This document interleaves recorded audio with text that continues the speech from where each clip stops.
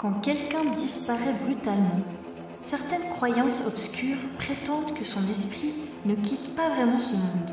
Son esprit pourrait ne jamais trouver la paix et venir hanter les personnes qui restent.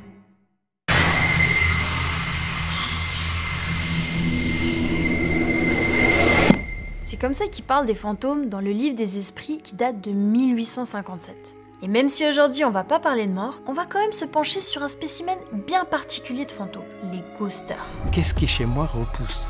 Qu'est-ce que j'ai fait de mal pour l'amener à ce point-là, du jour au lendemain, de couper contact? On se racontait tout, on se soutenait, on se disait je t'aime, on se disait qu'elle nous manquait, enfin que l'autre nous manquait, et le lendemain, plus de réponse. Quand on parle de ghosting, on est clairement sur des disparitions brutales, inexpliquées et qui peuvent te hanter pendant longtemps. Le fait de ne pas avoir d'explication, de ne pas avoir quelque chose à quoi se raccrocher, c'était hyper violent. On avait quand même prévu des choses ensemble, on avait imaginé une sorte d'avenir. Pourquoi tu me lâches comme ça? Je me suis remis en question, mais de A à Z. Tout mon monde que je m'étais construit autour de ça, cette histoire qui s'effondre, c'était horrible. Alors pourquoi il y a des gens qui ghostent, qui choisissent de disparaître du jour au lendemain? Tout est là. Tout est là. J'ai hâte de découvrir ça. Pour répondre à ces questions, on va pas partir sur une enquête classique. On va partir sur une chasse aux fantômes. Une vraie. Chapitre 1. La naissance d'un fantôme. Pour commencer notre traque aux fantômes, la première chose dont on a besoin, c'est de témoins. Des gens qui ont vu la personne qu'ils fréquentaient disparaître sans explication. Et évidemment, quand on veut capturer un fantôme, on a besoin de quelqu'un qui soit capable de communiquer avec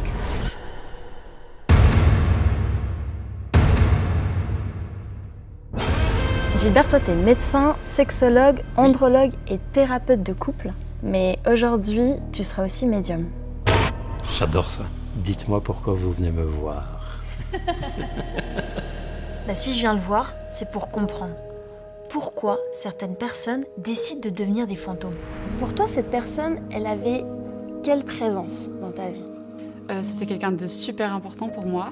Il monopolisait beaucoup mon esprit, quoi. Une relation très fusionnelle. On était amis, en plus d'être ensemble, donc je pense que ça a vraiment créé une relation assez forte. On se racontait tout, on se soutenait, on se disait je t'aime, on se disait qu'elle nous manquait, enfin que l'autre nous manquait. Les premiers messages du matin, quand t'as écrit « Coucou mon amour » ou des trucs comme ça. Il m'envoyait énormément de messages, énormément de cœurs, d'emojis, enfin vraiment, il me faisait des déclarations de fou. On était vraiment les deux amoureux, ouais. C'était quoi le dernier message qu'il t'a envoyé?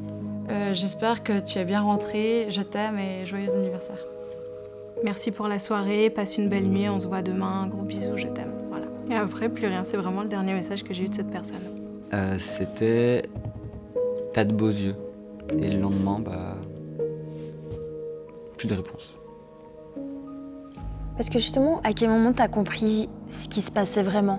J'ai compris quand je lui ai demandé certaines réponses, parce que moi j'étais constamment dans l'attente. Je le voyais en ligne et je voyais qu'il me ghostait, qu'il ne répondait pas aux messages délibérément, et là j'ai compris. J'ai compris qu'elle m'avait ghosté à partir du moment où j'ai eu une de ses amies au téléphone qui m'a appelé et elle m'a dit ouais je suis l'amie de telle, et finalement en fait je t'explique parce que on voit tes messages et on se marre bien sur tes messages. Elle veut plus te parler, donc arrête de lui parler. Là j'ai vraiment compris qu'elle voulait vraiment plus parler, que c'était volontaire, et elle m'a expliqué aussi que c'était pas parce qu'elle avait trouvé quelqu'un d'autre, c'était juste moi.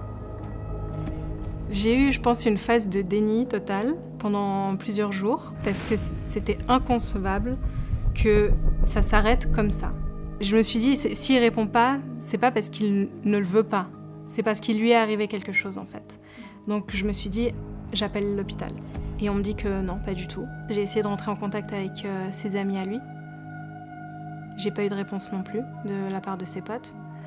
J'ai compris quand j'ai vu qu'il était en story d'amis qu'on a en commun et qu'il passait ses meilleures soirées et qu'il allait très très bien. En fait, ce qui est assez chaud avec le ghosting, c'est qu'avant d'être une histoire de fantôme, c'est souvent un début d'histoire d'amour. Alors ça peut aussi arriver en amitié, mais dans tous les cas, la particularité, c'est que c'est quelque chose d'assez brutal, avec aucun signe qui laisse vraiment penser que la personne va se volatiliser. Maintenant, la question que je me pose, c'est est-ce que dans une relation, c'est courant de disparaître du jour au lendemain? Genre, est-ce qu'on est entouré de fantômes? Les esprits sont partout. Il y en a sans cesse à vos côtés qui vous observent et agissent sur vous à votre insu. Pour le coup, ça, c'est plutôt vrai. Il n'y a pas longtemps, on a fait passer un sondage sur Insta et YouTube et les résultats sont assez fous. 59% des gens ont déjà subi du ghosting et 56% ont déjà ghosté. Ça veut dire que la grande majorité des gens ont déjà vécu une disparition soit en tant que ghoster, soit en tant que ghosté. Gilbert, est-ce que le ghosting, c'est devenu quelque chose de banal aujourd'hui ? Il est devenu plus visible et plus banal en même temps. Et j'avoue, c'est beaucoup plus présent qu'avant. C'est presque un mode de vie chez certaines personnes. D'ailleurs, quand on lit les commentaires, on parle pas de ghosting après 3 messages. C'est autant après une nuit qu'après 3 dates, qu'après 1 an et demi, 2 ans et demi ou 6 ans de relation. Comment ça, tu vas me ghoster après 6 ans de relation? C'est quoi ça? Moi, on me fait ça, mais je vais chercher la personne. Je te jure, je la retrouve. Tu vois, avant, on quittait peut-être quelqu'un avec un café et des larmes. Aujourd'hui, c'est avec un vu et plus jamais de réponse. Est-ce qu'on a le droit de disparaître? Est-ce qu'on a le droit? La réponse est oui. Est-ce que c'est correct de le faire? Ça va dépendre beaucoup des situations dans lesquelles on est. Il n'y a pas toujours la conscience de l'impact. Donc voilà, c'est pour ça que je trouve qu'il ne faut pas le banaliser. Il y a quand même quelque chose de très profond. Il y a vraiment des grosses conséquences. Chapitre 3. Est-ce qu'on peut être hanté par un fantôme? Les esprits influent-ils sur nos pensées et nos actions? Leur influence est plus grande que vous ne le croyez, car bien souvent, ce sont eux qui vous dirigent. Est-ce que ça a eu quel impact sur toi? En fait, c'était tellement abrupt que c'était trop douloureux. Je mangeais plus. C'était très dur pour moi d'aller en cours. Je pensais qu'à pleurer constamment. Et mes amis faisaient tout ce qu'ils pouvaient pour essayer de me réconforter, mais j'étais inconsolable. Le fait de ne pas avoir d'explication, de ne pas avoir quelque chose à quoi se raccrocher, c'était hyper violent. J'ai énormément perdu confiance en moi et en les autres. Ça, c'est évident. Du coup, c'est une méfiance extrême qui se développe à la suite de ça. Je me suis remis en question, mais de A à Z, sur mes relations amicales, sur mes relations professionnelles, familiales, même la relation que j'ai avec moi-même, tout mon monde que je m'étais construit autour de ça, cette histoire qui s'effondre d'un coup juste avec 30 secondes d'appel. Et c'était horrible. On passe en revue tout ce qu'on a dit, tout ce qu'on a fait, tout ce qu'on a pu penser. Pour essayer de comprendre, on cherche une réponse en fait à nos questions. C'est le genre de personnes que je peux voir en consultation en fait, qui peuvent être, le mot peut paraître fort, mais détruits. Le fait de se dire si une personne en qui j'avais autant confiance et du jour au lendemain, plus de contact, on se dit nos radars sont nuls en fait, ils n'ont rien détecté du tout, on a peur. Sur le plan affectif, c'est des personnes qui peuvent pendant 2-3 ans se bloquer complètement. Ça peut aller jusqu'à ne plus faire confiance dans des amis proches, ne plus faire confiance dans la famille, ne plus faire confiance au boulot. Il y a vraiment des grosses conséquences. En fait, ce qui est assez violent quand tu ghostes quelqu'un, c'est pas seulement la rupture, mais c'est surtout l'absence d'explication. Et ton cerveau, il aime pas ça. Et du coup, il va tourner en boucle pour essayer de trouver une réponse à cette seule et unique question. Pourquoi? Pourquoi? Pourquoi? Et le problème avec cette question, c'est que la réponse, elle peut agir comme un poison. Derrière ce pourquoi, malheureusement, on ne se pose pas des questions sur l'autre. On se pose des questions sur soi. Qu'est-ce qui chez moi repousse? Qu'est-ce que j'ai fait de mal pour l'amener à ce point-là, du jour au lendemain, de couper contact? On devrait plutôt se poser des questions sur mais quelle est cette personnalité? Pourquoi il le fait? Pourquoi elle l'a fait? Les personnes qui me connaissent un peu sur les réseaux savent que je répète tout le temps à ma fille, ne laisse jamais quelqu'un sur cette terre te laisser croire qu'on ne peut pas t'aimer. Jamais. C'est quelque chose qui peut ne pas convenir à une personne, mais ne pas être aimé, c'est impossible. Il y a toujours quelqu'un qui nous aime. Et donc les personnes qui se sont fait ghoster, je vous invite à réfléchir à la personne qui vous a ghosté, pas à vous. Mais pourquoi les fantômes font ça? Pour comprendre pourquoi les fantômes de Rosalie, Brian et Sarah ont décidé de les ghoster, j'ai utilisé des techniques un peu plus modernes. Grosso modo, j'ai arrêté d'utiliser ce livre-là et j'ai pris mon téléphone. Sur les réseaux, je suis tombée sur ce que j'appelle des chasseurs de fantômes et ils ont pas mal de théories pour expliquer pourquoi les gens font ça. Je vais vous donner 3 raisons pour lesquelles, selon moi, un homme va ghoster une femme. il disparaît comme un fantôme. Si tu estimes que t'as rien fait de mal, qu'il n'y a rien qui a changé dans ta vie, c'est parce que se fait défourailler à côté. Quoi? Parce qu'il se fait défourailler, c'est ça? Et la finesse psychologique, hein. Le thérapeute du siècle. Première des raisons, selon moi, c'est que le gars, il a des problèmes d'argent. En numéro 2, il a rencontré une meuf qu'il estime être plus intéressante que toi. L'autre raison qui est possible, c'est qu'elle t'apprécie vraiment. Que je l'ignore ou que je lui parle, de toute façon, elle sera toujours là et amoureuse. Elle s'est tout simplement retirée dans l'unique but que tu te mettes à courir derrière elle. Tout ça pour récupérer l'ascendance dans la relation. Soit pour vous tester lorsque vous êtes comportés comme des bêtas fragiles. Malheureusement, il y a des théories un peu à côté de la plaque, de genre t'as été trop gentil. En fait, si tu regardes les raisons qu'ils ont données, le 3/4, c'est des raisons qui peuvent pousser à arrêter une relation. Mais là, on est en train de parler des raisons qui poussent à arrêter en ghostant. Moi, ce que je vois, c'est encore autre chose. Il y a des raisons psychologiques plus profondes. Sincèrement, je crois que le meilleur moyen de savoir pourquoi les gens disparaissent, c'est de demander aux fantômes eux-mêmes. Et si c'était une enquête classique, comme d'hab, j'aurais récolté des témoignages via Insta, mais je vous ai dit, c'est pas une enquête. Pour sonder le monde des esprits, il n'y a pas 36 000 façons.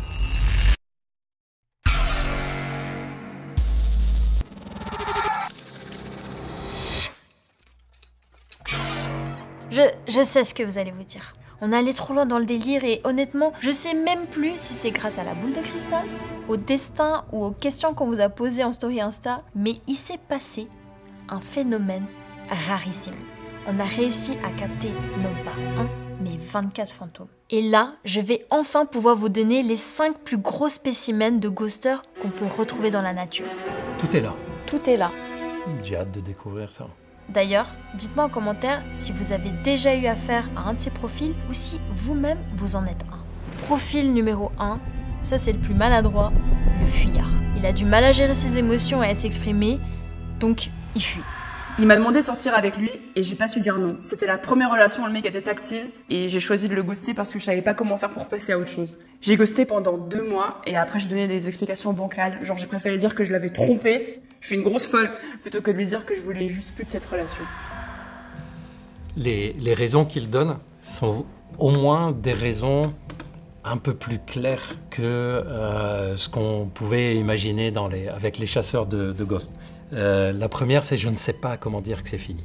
Ça va faire mal? Oui, bien sûr, mais la personne elle a au moins une explication claire et elle ne va pas passer le reste de sa vie à se dire mais qu'est-ce que j'ai fait de mal? Pourquoi on n'arrive pas à dire ces choses-là? C'est qu'on n'a pas le courage d'affronter nos erreurs. On a le droit de partir dans une mauvaise piste et de dire « Ah, désolé, je pensais que j'étais sur la bonne voie et je ne veux pas le faire ». C'est-à-dire qu'ils n'ont pas appris à assumer les conséquences de leurs actes. Profil numéro 2, le complexé. Lui, il disparaît parce qu'ils se sent pas à la hauteur.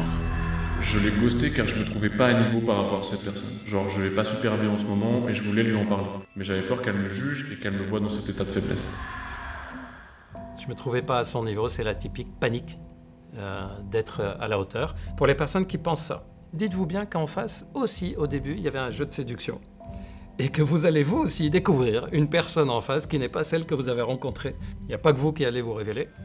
Il y a l'autre personne en face qui va se révéler. Et vous êtes la personne idéale pour lui dire « je ne vais pas te juger ». Et donc au contraire, elle va apprécier le fait que toi, tu ne juges pas.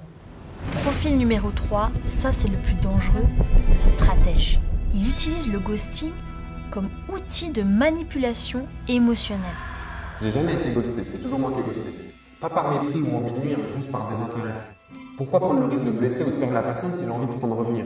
Ghoster, c'est aussi garder un hameçon. La personne reste sur une histoire inaboutie. Pour elle comme pour moi, c'est plutôt une virgule qu'un point. Est-ce que vous avez remarqué ce qui manque dans ce qu'il a dit par rapport aux autres personnes? Il n'y a aucune émotion. C'est que stratégique, que de la réflexion. Juste par désintérêt. Ça m'intéresse plus, je change, je passe à autre chose. Ça me plaît. Tiens, je voulais la voir, puis finalement ça m'intéresse pas, puis je passe à autre chose. Si vous avez envie d'être avec des gens qui ne dégagent aucune émotion, aucun problème. Mais sachez qu'ils ne dégageront aucune émotion. Ni pendant, ni après. Profil numéro 4, le déserteur. Celui qui veut éviter les conflits et qui veut pas blesser l'autre. Au bout de 2 semaines, j'ai pris un je t'aime et j'ai paniqué. Et il y a des gars qui rêvent de l'entendre. Et la raison pour laquelle j'ai pas donné de raison, c'est que j'avais la flemme. C'est des conversations qui vont durer 3 heures, alors que ça peut se régler en une demi-heure. Du coup, j'ai eu la flemme. C'est des discussions qui mettent 3 heures alors que ça peut se régler en une demi-heure. Du coup, je l'ai réglé en 0 minute. Les personnes qui utilisent la flemme, c'est pas vraiment la flemme, genre j'ai autre chose, je suis fatigué, on verra plus tard. C'est la peur d'affronter le truc. C'est des personnes qui, quand il y a un truc qui va pas, c'est tout, on se parle pas, ils vont se fermer, ils vont pas dire ou c'est bon, j'ai fait une connerie, on n'en parle plus, on avance. Ils ne sont pas du tout formés pour ça. D'où la grande importance d'apprendre à gérer ça. Quand il y a des conflits, ne les fuyez pas, parlez. Dites les choses entre vous, rattrapez ce que vous dites après, mais apprenez à gérer les moments de conflit. Et attends, le summum, c'est quand tu demandes à ces personnes, mais pourquoi tu lui as pas dit ? Quelle est la réponse qu'ils vont donner le plus ? Je vous le donne en 1000, c'est pour pas lui faire du mal. Quand on veut dire à quelqu'un que c'est fini, on a toujours l'impression qu'on va faire du mal. Et pourtant, on peut faire beaucoup de bien parce qu'il y a certaines paroles qui vont lui parler, il y a certaines paroles qui vont l'aider, donc faut pas priver la personne de ça. Profil numéro 5, c'est un profil un peu exceptionnel et c'est le seul qui doit absolument ghoster. Le survivant. Moi j'ai ghosté mon ex, mais c'était pour ma sécurité. Il était alcoolique, drogué et violent. Il a tenté de me tuer et a incendié notre logement. Donc le sortir définitivement de ma vie, ça reste la meilleure décision. Ghoster pour se protéger, c'est une raison qui est valable, c'est même encouragé parfois par des psychologues. Quand on est dans une relation qui est en train de nous détruire, ça peut être un sauvetage de ghoster. Donc effectivement, c'est une des rares situations où on dit « Ok, là on comprend ». Ces fantômes, ils ont beau avoir ghosté pour différentes raisons, ils ont quand même un point commun. Ils savent très bien que ghoster quelqu'un, ça fait mal. Et avec le recul, la plupart ont même avoué qu'ils regrettent. Et d'ailleurs, ils m'ont presque tous dit ça. Mais si la plupart des fantômes regrettent la manière dont ils ont disparu, est-ce qu'ils pourraient pas revenir d'entre les morts ? Chapitre 5. Est-ce qu'un fantôme en reste un pour l'éternité ? Souvent, les esprits reconnaissent le mal qu'ils ont fait, mais souvent aussi, ils vous poursuivent pour continuer de vous éprouver. Depuis que c'est arrivé, toi, t'as plus jamais eu de nouvelles de sa part ? Plus jamais. J'ai plus de nouvelles de sa part jusqu'à ce qu'il décide 1 an plus tard de m'envoyer une lettre. Alors bon, dans longtemps, j'ai pas eu de nouvelles. Et là, il y a 2 jours, j'ai reçu un mail. Mail ? Est-ce que les personnes qui regardent ont remarqué comment les ghosts ont repris contact ? Lettre. Mail ? Ça vous fait pas bizarre ? On sait qu'il faut frapper fort, déstabiliser, marquer le coup. Et cette lettre, tu l'as ? Oui.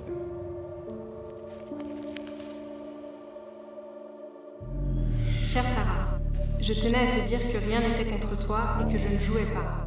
J'ai eu pas mal de problèmes et en plus de ça, des problèmes de téléphone, etc. Et les gars, les déghosters, un peu de niveau s'il vous plaît, c'est quoi cette histoire de j'ai pas de téléphone ? Tu viens de lui déposer une lettre dans sa boîte aux lettres. Je sais que j'aurais dû trouver un autre moyen de te contacter, mais tout ça m'a poussé à me renfermer sur moi-même. Je n'ai pas pu lire tes messages sur WhatsApp et je peux avoir raté plein d'appels et de SMS de ta part. Donc je répète, ce n'était pas contre toi. Je sais que c'est moi qui ai foiré à chaque fois. Je le sais et j'en suis désolée, je n'ai jamais voulu te faire du mal. Mes sincères excuses. Déjà, ça se termine juste par excuse. Ça veut dire qu'on veut que l'accent soit mis là-dessus. Par contre, quand il dit « c'est moi qui foire à chaque fois », le mot « à chaque fois » a un sens.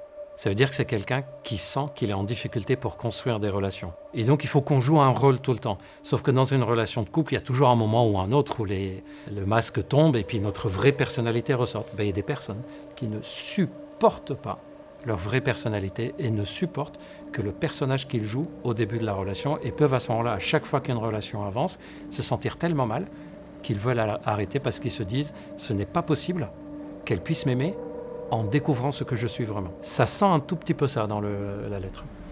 Alors sur le moment, quand j'ai vu la lettre, j'y croyais pas.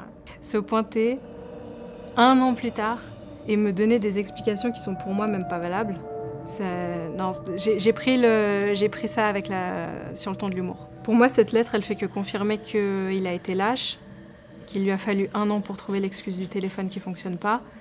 Donc non, ça me donne pas envie de le recontacter. Ce mail, il vient combien de temps après que cette histoire se soit passée ? 4 mois après. Et l'intitulé, c'était rien. Tu l'as là, le mail ? Ouais, je l'ai.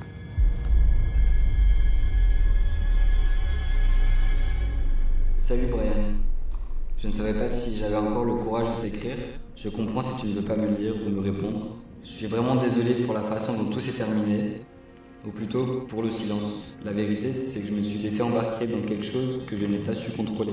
Des gens autour de moi, des soi-disant potes, ont trouvé drôle de me pousser à jouer un jeu où je devenais un pantin entre leurs mains, où ils trouvaient amusant de saboter quelque chose de vrai. Quand j'ai voulu revenir vers toi, j'ai eu peur. Peur de ton regard, de ton rejet, de ton jugement que je mérite probablement. Je ne m'attends à rien. Je ne t'écris pas pour forcer quoi que ce soit, reprendre là où on s'est arrêté. Ou bien tout recommencer doucement, à ton rythme. PS. D'ailleurs, j'ai appris que tu allais passer à cet acquis. Félicitations. Est-ce qu'on peut dire que grâce à ça, tu as pu concrétiser un de tes grands souhaits? Pardon, c'est peut-être prétentieux, en espérant t'avoir fait rire. Quel est le mot que tu as entendu le plus dans la lettre qu'elle lui envoie, enfin le mail? Je. Elle l'a dit des dizaines et des dizaines de fois. Est-ce que tu sais me dire un truc qu'elle a dit de lui? Aucun. Elle a parlé que d'elle. Ça, pour nous, en psychologie, c'est un signe. Bah déjà, est-ce que tu as répondu? Non, j'ai pas répondu à ce mail. Je me méfie, ouais. Soit je lui réponds et je lui explique les choses, de comment ça marche avec moi et que non, enfin, je vais pas y revenir. Soit juste son mail restera à jamais sans réponse. Parce qu'on prend pas, je pense, l'impact de la chose. On la prend pas en compte ou on la sous-estime. Et ça peut te détruire très profondément et très rapidement. Le fait qu'il soit mitigé, ça me rassure pour lui. C'est vrai que ça fait plaisir quand t'as pas eu de nouvelles de quelqu'un pendant longtemps, puis il te dit « Ah, je suis désolé ». Et en même temps, en fait, il sent bien que d'une part, il n'y a pas vraiment une explication, et d'autre part, ben, il s'intéresse toujours pas à lui, en fait. Il y a tous ses amis qui vont lui dire quoi à notre ami qui a été ghosté? Surtout pas, laisse tomber. Surtout, s'il recommence, ne lui criez pas dessus, ne lui râlez pas dessus. On lui dit « Fais ce qu'il y a dans ton cœur, je suis là. Si tu tombes, je suis là. Si tu as besoin de quelque chose, je suis là. Si tu merdes, je suis là. » Il n'y a que comme ça qu'on peut aider quelqu'un, pas en lui disant ce qu'il doit faire de sa vie. Bon, je sais pas ce que vous en pensez, mais j'ai l'impression qu'on vient de réussir notre première chasse aux fantômes, non? Et en vrai, je pense que j'aurais 3 conseils à vous donner.